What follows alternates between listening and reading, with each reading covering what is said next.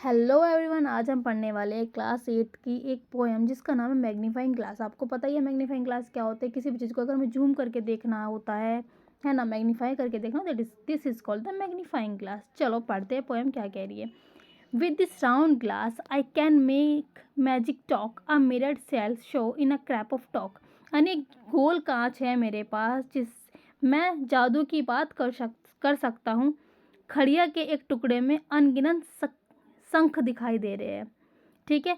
But an inch of the mosses of forest flowers trees a drop of water like hive of the bees. ये कह रहा है कि जब हमारे पास मैग्नीफाइंग ग्लास होता है ना, तो काई की एक इंच काई हो, या फिर एक जंगल हो, फूल हो, पेड़ हो, पानी की बूंद हो, जब हमने जूम करके देखते हैं ना, हमें एक मधुमक्खी का छत्ते जैसा दिखाई देता है। जैसे हमने साइंस में पढ़ा है, सेल्स की तरह वो आपस में लेयर होते हैं, तो कैसे दिखा, मधुमक्खी की छत्ते की तरह दिखाई देता है। तो वही एक्सप्लेन कर रहा है कि हमारे पास अगर हाथ में मैग्नीफाइंग ग्लास है तो पेड़ पौधा, काई हो, पानी की बूंद हो, कुछ भी हो, हर एक को हम बहुत मैग्नीफाइंग करके देखते हैं तो वो दिखने में एक मधुमक्खी का छत्ते जैसा दिखाई देता है।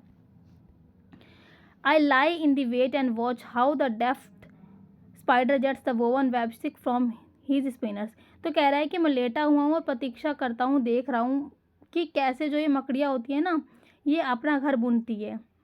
ये रेशमी वेब सिल्क यानी कि रेशमी सा इनका छत्ता होता है, घर होता है, उसे बना कैसे रही है ये।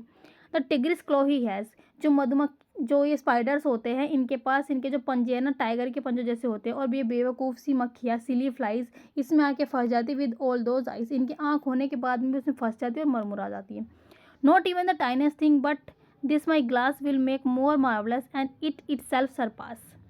नन्ही नन्ही चीज़ें भी, बल्कि यह मेरा कांच है जिन्हें और भी अद्भुत बना देता है। कि छोटी छोटी चीज़ें हमारे आसपास बहुत ही टाइनीस्ट, लेकिन जब हम उन्हें लेंस के द्वारा देख रहे होते हैं ना, तो हमें बहुत शानदार लग रही होती है, मार्वलस लग रही होती है।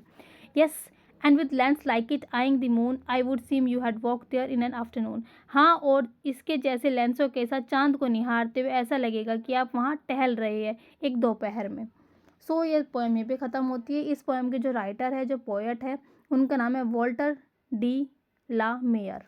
बाय बाय, मिलते हैं नेक्स्ट वीडियो में।